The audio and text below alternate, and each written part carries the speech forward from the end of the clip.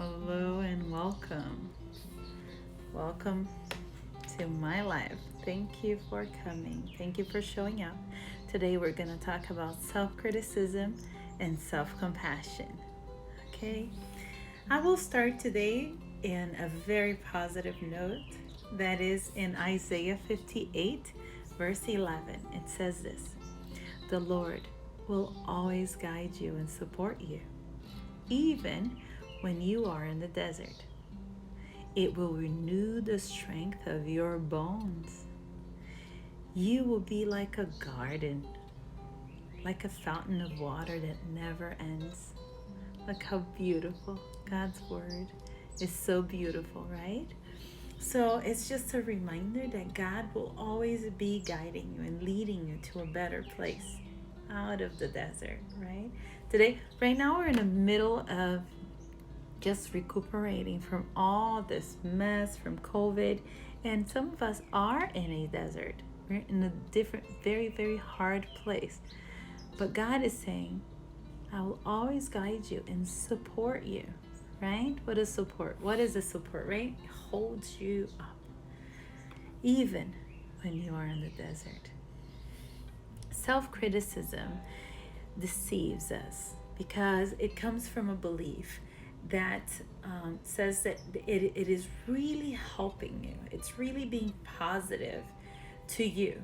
So self-criticism was discovered in the UK by Paul Gilbert, a researcher. He says that self-criticism comes with a lie that if we shut it off, if we close that side of us or stop listening to the self-criticism, we will not be as well off, or we're not gonna accomplish so much, or we're not gonna be so protected, because self-criticism is like that mean coach.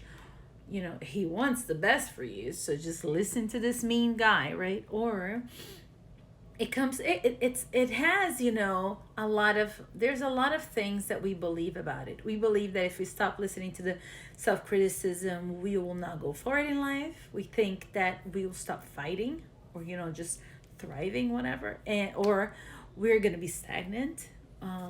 We might believe also that we're not going to be protected, because it's this mean coach that yells at you, says that hey, stop believing in people. Stop trusting them. Stop being so naive. Stop being such an idiot, that if we listen to this coach, if we listen to this voice, then we're going to be protected, or we're going to be well off, or have success, right?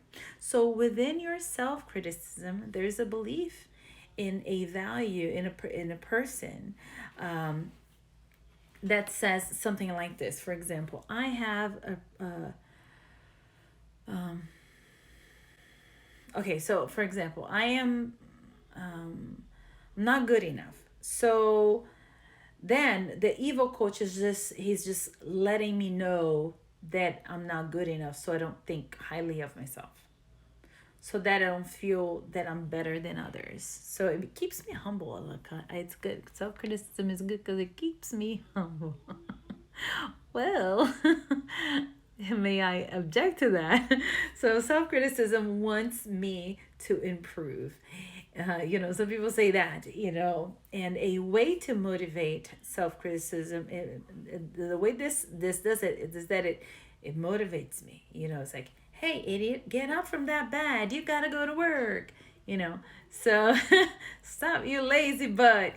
Get up. So that voice makes me go. That's why I have to keep on listening to this critical voice that I have, right? Or they think that, it keeps you humble, or it keeps you just in your own lane. Just stay in your lane. Just stay in your little group. Don't think you're much, right? So, and they think that if I stop listening to that voice, you're going to be prideful. You're going to step over and mistreat people. So just, whoa, man, come on, not that much, right? So I think we need to start kind of doubting.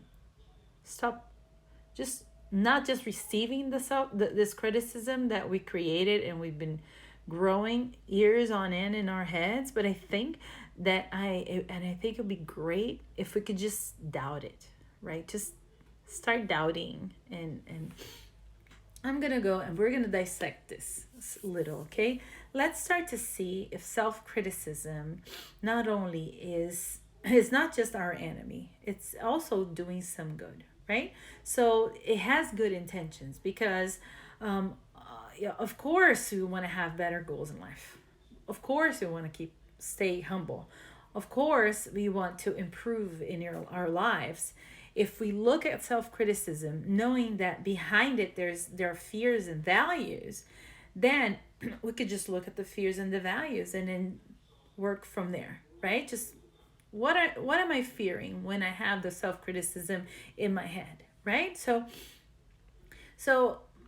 sometimes because of these fears that we've gone through, the things or the problems that we've gone through, or fears that we have, or values that we have, we create some beliefs. So sometimes we have promises that we make ourselves. I will never trust anyone again, or a woman again, or I will never let go, or I will always be something like that. So we have these beliefs, core beliefs that we create for ourselves, these rules that create in our bodies, in our minds, in our hearts, to protect us. We stop trusting God. We start believing in our values, right? And it's a common thing. It's not like we don't all do that. We all have values. I will not drive crazy. I will not lie. I will not deceit. I will not steal. I will not covet other people's things or people, husbands or wives, whatever. I will, those are good values that we should have. But that doesn't mean that we need the critical voice.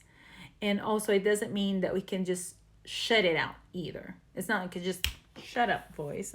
You don't exist. It's also not like that. So we're going to do an exercise today. I'm going to teach you something that you can do so you start shutting that out, shutting that off. Okay?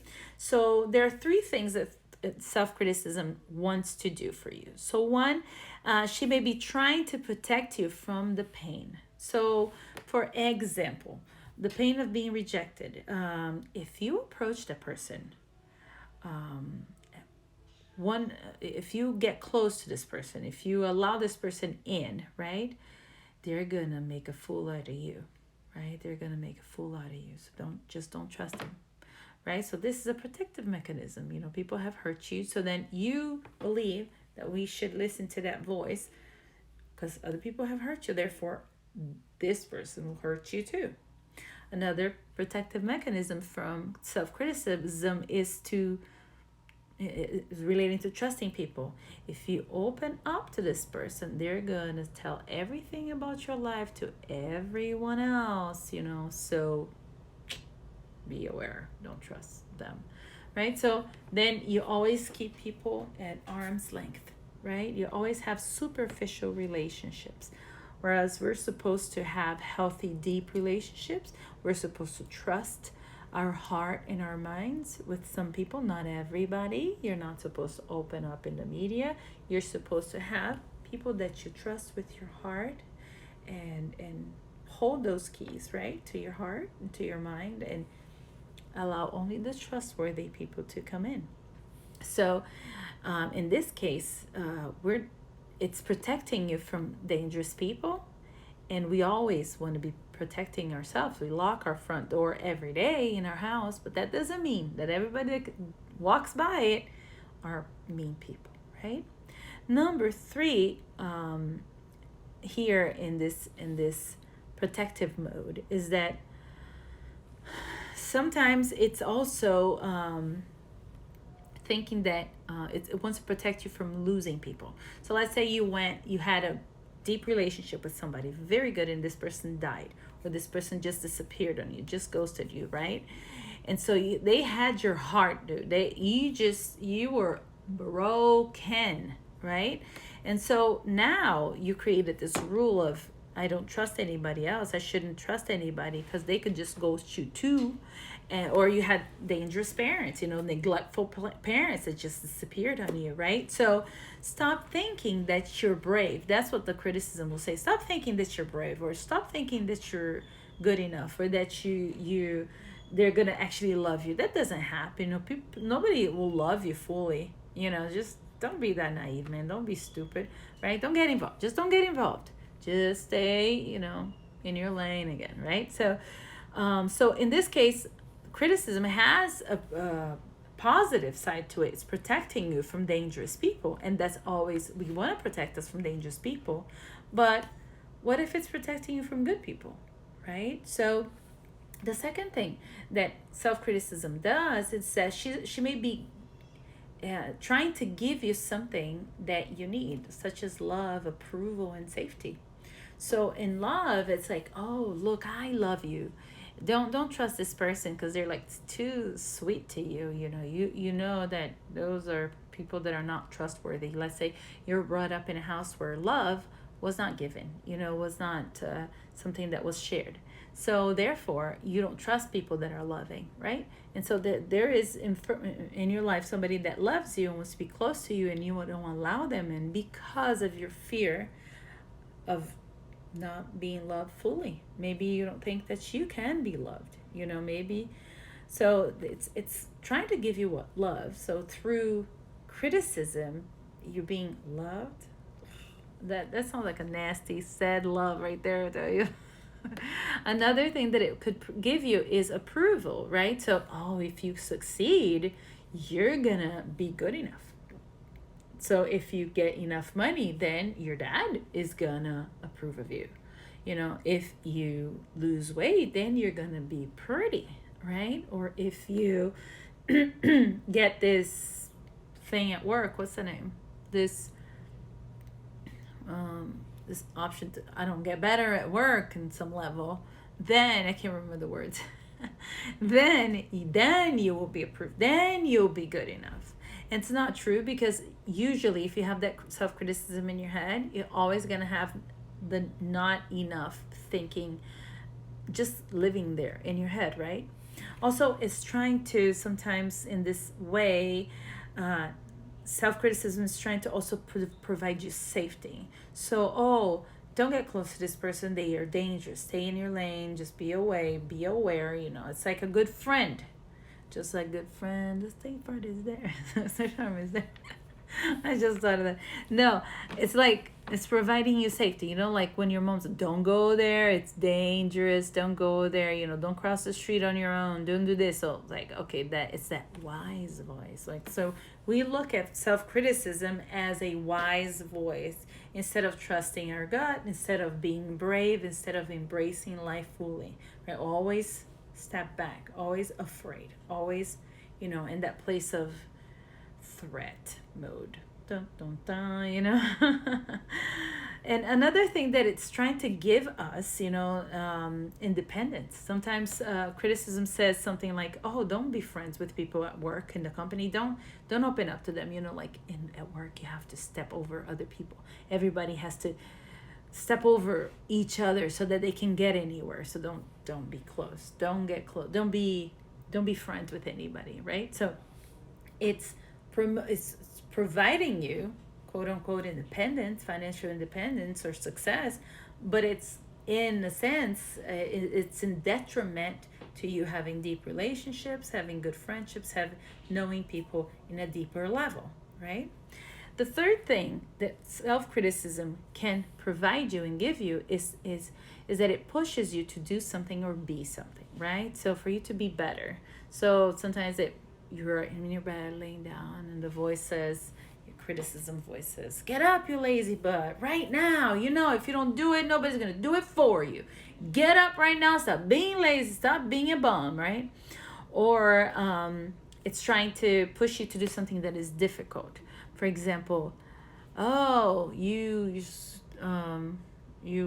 chicken, you're such a chicken, or you're such a sucker, or you're such a, an idiot, So it's sometimes pushing you. It's never going to say, "You can do it. You're good enough. You can do this presentation, or you can face this challenge." No, it's going to say, You're such an idiot. Just get on with it. Just do it.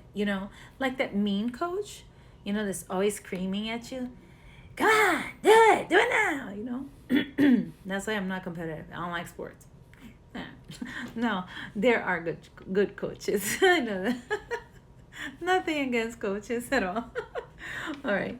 So the intention is a good intention, but the execution of it is so horrible, so terrible. So it's so, so demeaning, right? So if your self-criticism were a person, like think of it. If it was, just separate yourself from the self-criticism and think of it as a person. Would it be like a tall, big, muscular coach that is yelling at you in your face? Get up! Stop! You're such an idiot! Ah! Would it be like that? Or would it be like a little voice that wouldn't stop talking in your head, like the little devil and the little angel, you just have the devil. You don't have the angel. It's like, idiot! Da, da, da. It's not going to work. You're not going to do it. Just be quiet. Just da, da, da, blah, blah, right? So, which one is it? Usually the voice that when I see my patients, they say that this voice, this criticism voice, is like a person in their face. Ever had anybody screaming in your face, saying, in your face, really mad? You can't even think. It's so threatening and so heavy, right? It's a place where you don't have space to grow. You don't have time to think. There's so much pressure in that moment, right? You gotta be good enough. You have to do this, or be aware. Just open your eyes. Stop being an idiot, right? So it's always like a fighting voice, and it's difficult when you have a person screaming in your head. A fighting voice, talking with you in your head without stopping. We can't even think properly, so we can even make prudent decisions. So I want to try to do something different with you. I want you to try something that I've tried with my patients, and I think it's going to work with you too. Well, it works with a lot of people. I want us to kind of imagine this coach, right? We're going to turn this coach, this big voice that is in your face, we're going to separate it and put it like in a radio, distant from you, right? That you can turn off, you can turn on. You can make it louder, you can make it lower, right? Just put the voice in that radio and try to separate the fake news to the real news. Also, we're going to do that in a minute. I'll explain it to you, because obviously there are things that it says that is not that true, right? Because many times we can't be completely positive about our value, and that's why I have another video that I told you that I had, I think last week or the week before, on identity. And I think it's important because people today, they have a lack of identity because they're basing their value on media, on things that they watch, on everything else but God and themselves, right? They forget their value. So it's important for you to know your value. Watch that video. But stay with me here first. Let's finish this first. Okay, so try this. Whenever you have that radio playing with a criticism, right? The first thing, I want you to see the importance of it. It's important. Why? Because I need to be safe, or I need to be protected, or I want to feel like I am good enough, or that I am worthy of love, whatever it is, right?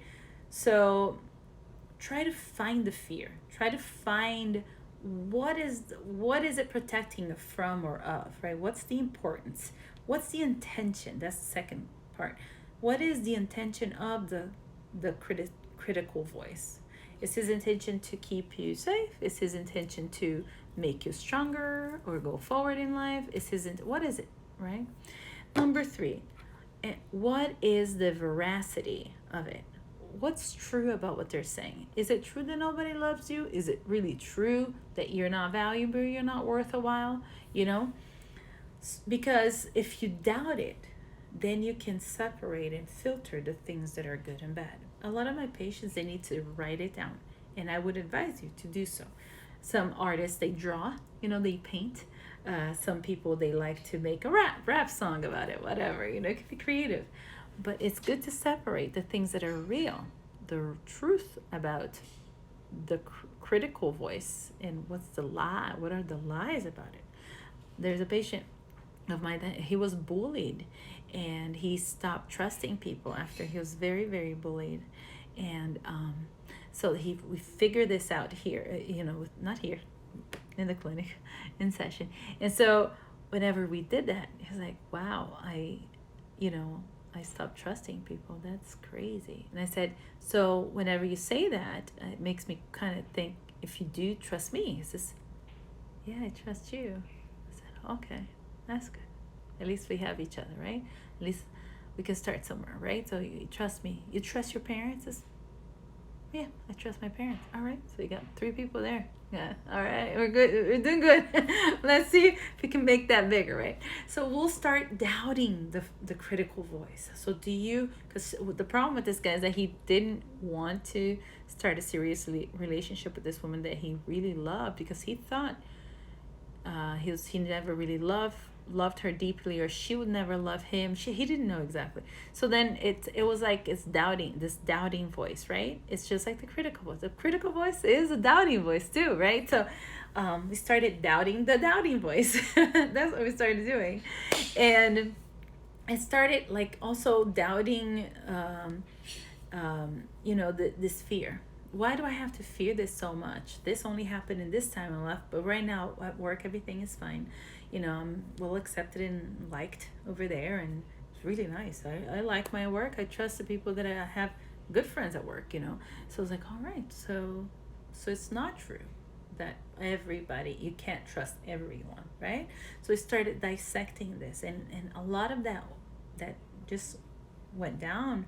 The fear, that anxiety about trusting and having a deep relationship with somebody, he started getting better at it, until he actually eventually asked her to marry her, and married her, and it was wonderful. It was a wonderful love story, and he even told me they were happily married. He sent me a message, oh, we're so well, we're so good, we hardly ever had fights, she's like my soulmate, and all that pretty stuff. So why?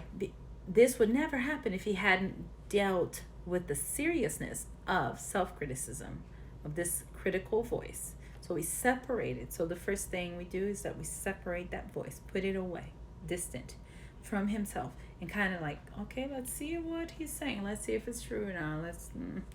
And it's important for us to remember, that some people don't know how to live without the critical voice. So ask yourself this: what would it be like for you to not have that critical voice screaming in your ear? Would you be okay? Do you think you'd be safe? Do you think you could live without the critical voice? Do you think you would actually accomplish things? What would it be like? What would be life like without that critical voice? Try to answer that question. Next question. How would it be if we could just change the self-criticism to self-compassion? Now, I have a video on self-compassion, and I want you to watch it. And it teaches you some steps and what to do and how it works and everything. So I want you to learn that too. And I want you to, start feeding your mind and your heart with ways and techniques that you can start knowing what goes through your head. Why do you feel this way? I had a person that I made friends with. I actually was interested in this person, and he was a sweet guy, wonderful person, a videographer, if that's the word, video artist. Guy was awesome. I saw some of his videos. I was like, oh my God, this guy just emanates creativity. So amazing. And I liked the way he talked and so many things about him, but he was fearful, full of fear, so many fears, right? And it'd be great if whenever we have these fears, just start doubting the fear. Start like, what is this fear? Not just allow it to guide your life, but like think about it, doubt it, ask God, should I be allowing this fear to guide my life, to be the center of everything that I do? We have to be more self-compassionate. Studies say the self-compassionate people have less stress hormones. They are more resilient to change into their life, and they're happier, they have better lives. I have another video on the subject of self-compassion. I already said that. Also, you're going to learn how to change this narrative today. Okay, so if you look up on YouTube, Megan Ramsey, she has a TED Talk that says, why is it dangerous to think you're ugly, to believe you're ugly, something like that. She says that the importance of us seeing ourselves as valuable and worthwhile and pretty and, just attractive. And that 10,000 times a month people put on Google, am I ugly? Imagine how sad, And she even tells a story of this beautiful girl that she says, she puts on the media, am I pretty? Or am I ugly? And a lot of people say terrible, mean things to her, to the point of saying you are Frankenstein. She's a beautiful girl, saying you're like Frankenstein, or you are kill yourself. Terrible, terrible things to say. And today we're bombarded, by so many lies in the media, telling us we're not good enough, telling us that we're insufficient. Nothing that we can do will ever be good enough. And but we're not just our looks, we're not just the money that we have, we're not just the power that we have or the success that we have. I have beautiful, gorgeous people that I see in my office, people that are the perfect body, they are like models. I have people that are have social, influence. I have also people that are multimillionaires, and all of them have an issue to take care of. So it's not about, that's not what gives you value, right? So we forget our intrinsic value, right? We have the value that is within us, which is intrinsic, that means of us. And the second type of value is the instrumental value, right? So the instrumental value is what you're for. For example, if you have a washing machine, you value the washing machine because it washes your clothes really well. If it doesn't wash your clothes so well, then you don't like it as much. It has a little less value, But in this case, instrumental value is the thing that we're for. So for your job, like I said, my value was based on the things I thought, the things that I could produce to the world. But no, that's not true. I have a lot of value inside of me. I'm going to talk about that, the intrinsic values, right? So that's why I learned to do massage therapy when I was transferring my credits from Brazil to here. I had to translate a lot of documents because I had over 10 years of bachelor's, and so I had to 10 years 7 years, I had to translate all documents. And so in that period I was like, you know what, Mom, I will do some massage therapy training and just relaxing massage, not the hard stuff. And she's like, why? I said, well, if at one point I can't talk anymore, if I become mute, or if I can't hear, I can do other things. I won't be just limited by that. I have other options, another profession, another career that I could do, right? Another career that I have is that I used to be a translator, so I could do that. But what if I lose, my voice and my ear? Then what can I do? I can massage people, huh? So that was my thought. And also because my value is not just in that. I always thought of that. It's like my value is not in the fact that I can listen to people and help people with their pain. My value is also in who I am, and the value that God has given to me in the cross for my life, for your life, right? So we have our own value, intrinsic value.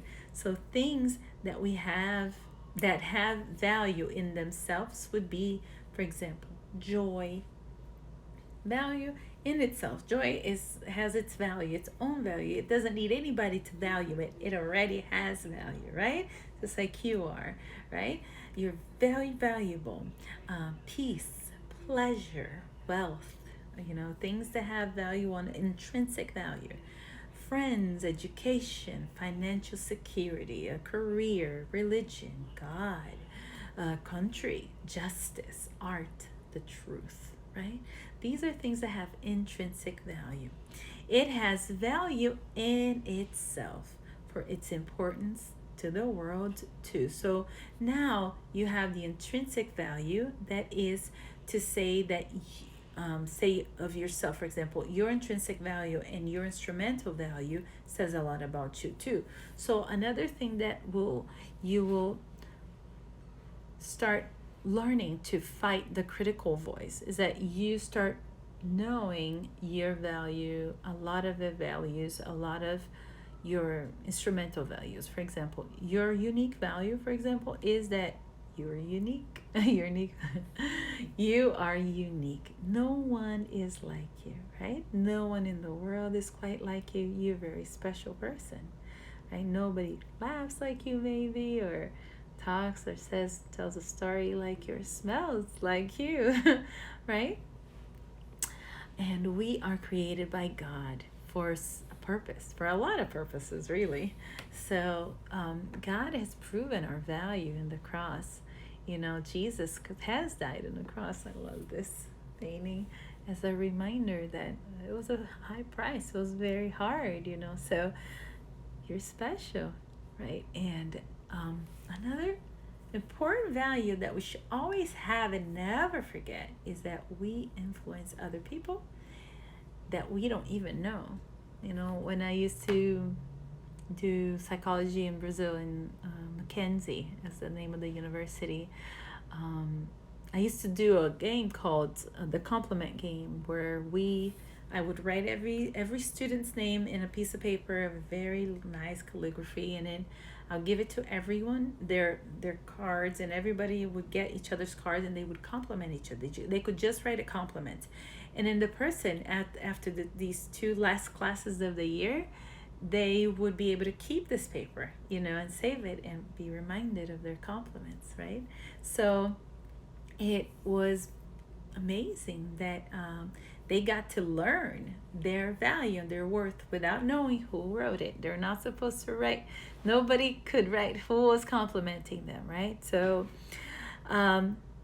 it's important that we don't, like in that compliment game, one of the times that I did it, because I did it several times with a lot of classes, this girl said to me, said, Elika, you know, you have something in you that brings light to me and special, you know, and special to me. Like, there are things that you say, I don't know if it's about the way you say it or how you know, present yourself or what. I don't know how to explain it, Elika, but there's a light in you that just brings light to me, you know. Whenever you wouldn't be in class, which was rare because I'm like a nerd, she'll say, I missed you, you know. And I know we never had any deep relationships. We never had a relationship or a friendship, but I always thought you were so special. So to me, and I don't know who wrote it, and to me it was like, oh, that's so cute, you know, so awesome, you know. Just by being myself, I could influence and be a light to this person's life, and you were too. You know, we all have this light. We all have this thing, this sweetness about us that touches other people, right? So you influence other people that you don't even know.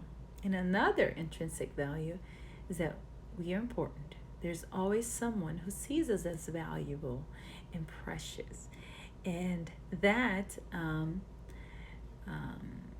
and that's the same for us. I mean, there's people for us that they're so special.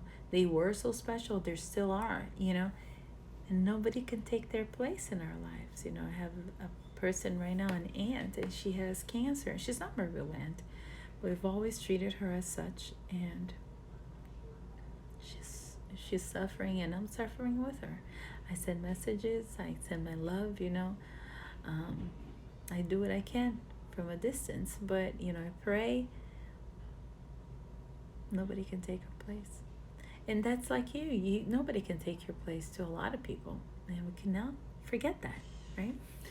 And in our instrumental value, right, it should be based on in our internal values and what we believe in.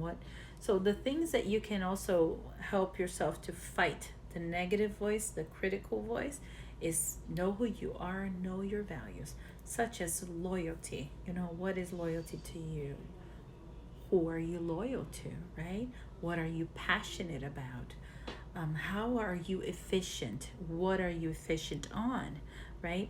Are you a reliable person? In what are you reliable, trustworthy, credible, right? People give you credit for what? What do people trust you with, right? Optimism is another thing, another value that, or your beliefs. Sometimes people are not very optimistic, but their beliefs are so strong, so um, valuable, so important, so credible, right?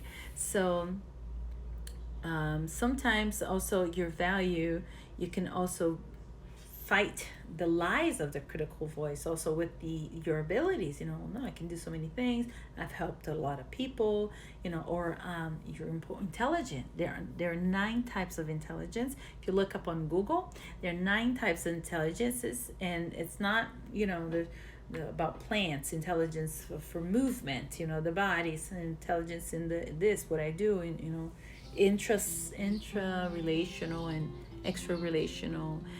There's a lot of types of politics of intelligences. So it's important for you to learn what you're good at, so that we can never be good at everything, and there's no way that we can please everybody. So so know your value, know your worth, know what you are good for and good as, just as yourself. What are you excellent on? What would you do for free, right? And your honesty. These are all beautiful values that we need to have. Is good to have, and if you have it, you can write it down, so you reaffirm it in your mind. Oh, I am trustworthy, I'm loyal, I am passionate about this or that, or plants, or about decorating, or about counseling, or teaching. I love teaching. I love teaching more than counseling because it's easier. in a way. So I want you to remember this, and I want you to not allow the critical voice to be a guiding light to you. Remember that you have value, you have worth, and don't just believe anything that goes through your head.